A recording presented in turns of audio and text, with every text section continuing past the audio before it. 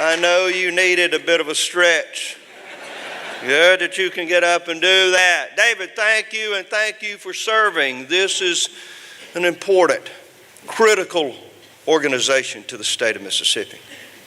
As we were listening, Deborah and I, just a moment ago, I was so excited because we were talking about imagining Mississippi, our new theme for this year's inaugural, Dr. Mayfield. What we can imagine, we can achieve if we all work together.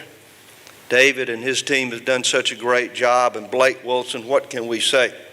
For so many years now, we've seen this man when he may have had some personal challenges and things that were difficult in his life, and always moving forward with a smile on his face and cheer for all of us that are there. Blake Wilson has done a remarkable job, but more important than leading, he is a dear friend. We text quite often. Almost every time he ends that beautiful text with "keep the faith." Have you got one of those "keep the faith" tags?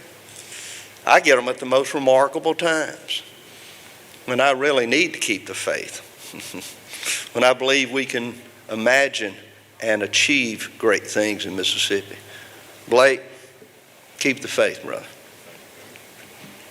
I have with me today my great partner in life, my personal banker and purchasing agent. I just try to be the comptroller sometimes. The beautiful First Lady of the state of Mississippi, Phil Bryant. She's here today, and I'm glad she is. I want to thank David for recognizing difficulties that many Mississippians had during this holiday season. On the 23rd of December, 14 tornadoes touched down throughout Mississippi, 150-mile path from Bolivar County to the Tennessee line. We lost 11 Mississippians. Over 450 homes were damaged or destroyed. The morning of Christmas Eve, I issued a declaration of emergency, then flew directly to the affected area. As I walked through what remained of those homes and saw where lives were lost that Christmas Eve day, it was indeed difficult. But I realized as I hugged and embraced and comforted those that had suffered through that tragedy, that we would overcome that. We would persevere. We would rebuild and renew the area, and in fact, we have. Soon the declaration came from the president, so FEMA and MEMA and all the volunteer organizations, the 8 Days of Hope, the Rubicons, the Salvation Army, the Red Cross, many from Mississippi, the churches that all came together in that holiday season with their chainsaws and trucks and gloves and boots and went to work. It's a remarkable people. It is heartwarming to see that even in that time of tragedy, there is joy. Joy in that great season of hope that came together in Benton and Tippah counties, and areas that few of us may ever visit. But now we begin to realize that there are Mississippians there that need our help and continue to do so. And just as soon as that finished, we began to hear talk of floods, rising water, high tides in the Delta. Now, I'm from Moorhead, Mississippi. My mother was born the year after the Great Flood. Everything in our life was either before the flood or after the flood. Floods still go on. But we're meeting them. We're managing them as best we can. And we, again, will overcome and persevere and be better than ever before. The people who are at this time, at this moment, working so diligently to try to mitigate the damages of both of these great effects that we've had are in the thousands. Out today, will be tonight, and in the morning, and for weeks and months to come. We should continue to pray for their safety and thank them for their service. Now, Blake told me we're ahead of time, so I could take as long as I want. Deborah told me I better get this done. It is so exciting for us to hear this common theme of economic development. For the last 4 years, we preached it and talked it. When I was lieutenant governor, I continued to say, even during the Great Recession, if we're going to rise to the level in which we must be in Mississippi, to be able to afford the support for a limited government in Mississippi, we've got to grow the economy and offer opportunities to our students and children right here at home. Not just jobs, but careers. We're building careers in Mississippi. 40,000 new jobs have been created in the last 4 years. $1 billion worth of private economic investment in the state of Mississippi. Our educational system is continuing to be transformed with things that we thought would never occur. Charter schools. The literacy program. Last August, over 90% of the third grade students in their classroom did something remarkable. They passed their reading exam.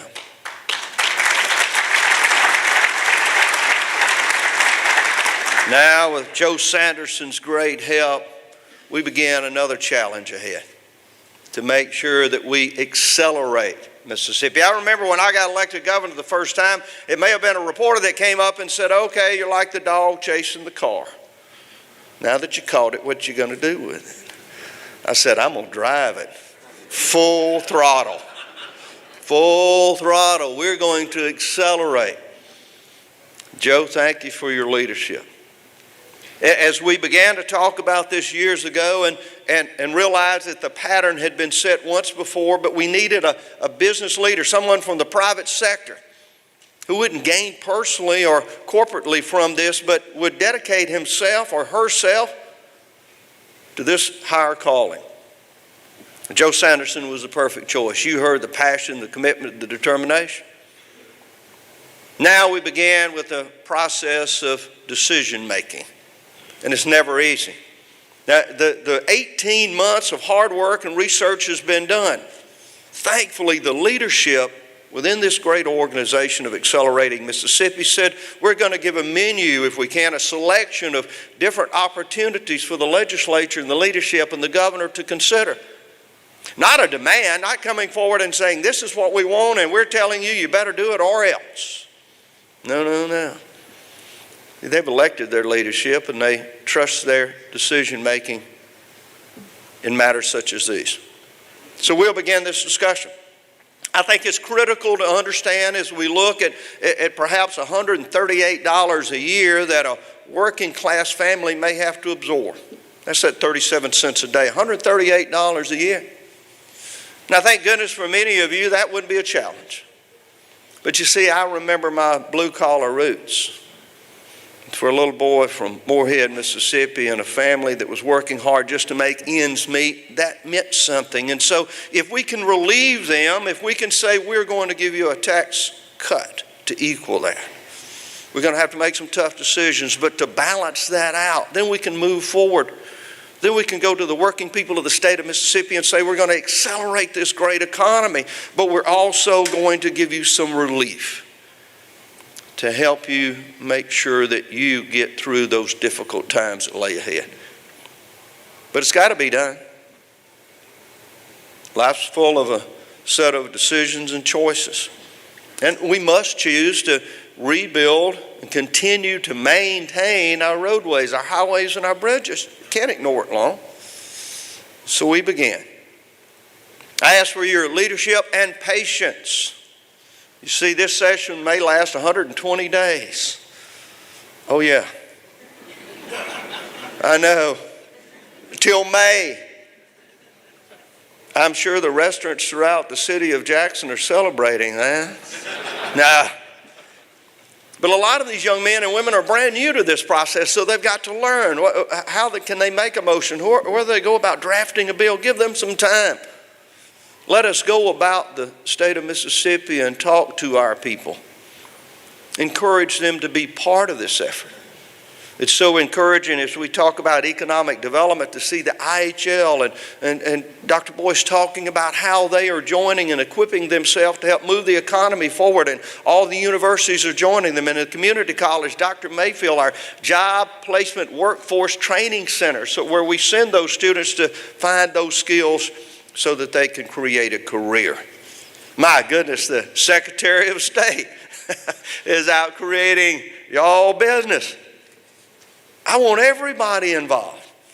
Every member of this organization, every visitor here today, everyone that can hear our voice, everyone that's in elected office or appointed should dedicate themselves to creating a better economy in Mississippi in every way they can.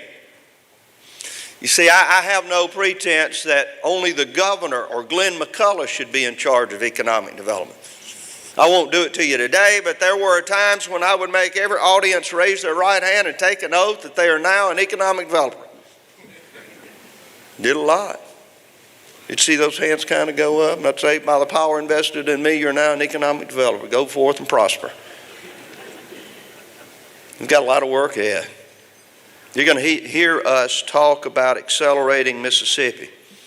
You're going to hear further discussion, and I hope successful celebration in the workforce training funding that we have available to us. You see, because the demand on unemployment has been reduced because of creation of jobs, we've got nearly a $50 million reserve fund that we can access for only one purpose: workforce training. Now, we've got to be accountable. We've got to know exactly how that's going to work. We've got to produce that product so those students are coming out of these community colleges not with just a job but a career, and we're able to track and identify where they're going to work, and that place they're going to work is going to be in Mississippi. Almost every week, if not every day, I talk to a company representative. Glenn McCullough's meeting with them. Now they're saying, we love Mississippi. We're just fascinated that y'all make 400,000 automobiles a year, that you make the most advanced warships on the planet, that 70% of the center and rim fire cartridges in Winchester's arsenal is made in Oxford, Mississippi. That we test rocket engines that'll send man to Mars one day. They say, we love it. You've got a great workforce, you just don't have enough of them. We're just concerned if we move this plant here and we have 2,000 jobs available, who will fill them? Will they be qualified? Will they be well trained? Absolutely, I tell them. I believe in the workforce. I believe we've got the men and women in Mississippi that built America. They come to work on time. They give you a full day's work. If they have to work overtime, they only want to make one phone call so they let the family know they'll be a little late. Sunday morning, they'll be in church. Friday nights under the light. They're probably a Boy Scout leader helping the church charities. These are the men and women that built this country, and they reside here in this great state of ours. We're going to do all we can to continue their success. You're going to see us talk more about our educational system. It's got to be better. It must work effectively, or the rest of it begins to crumble and slow down, pull off to the side of the road, hit that pothole, see that bridge collapse. But we have made remarkable strides in improvement. Dr. Wright and her team are working with us to help see what into the future we can do. Now, I'm for school choice. I have this radical idea that you ought to be able to take your money and send your child to a school of your choice. I know that's going to stir some folks up. Sounds simple to me. If you can get them there and the school will take them, why not?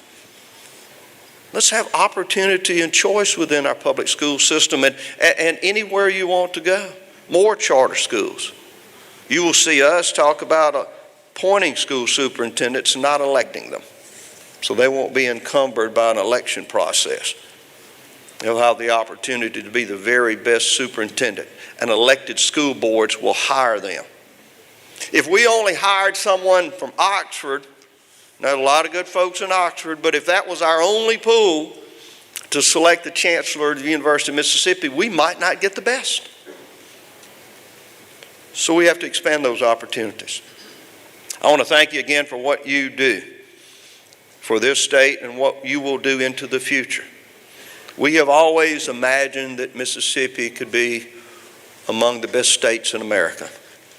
We have always imagined that our economy could grow and our men and women could lead the nation in workforce, in education, in opportunity.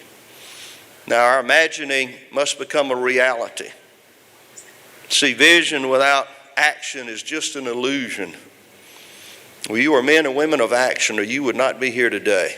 It is time to begin to take action and move Mississippi forward. Let's accelerate it today. Thank you, and God bless you.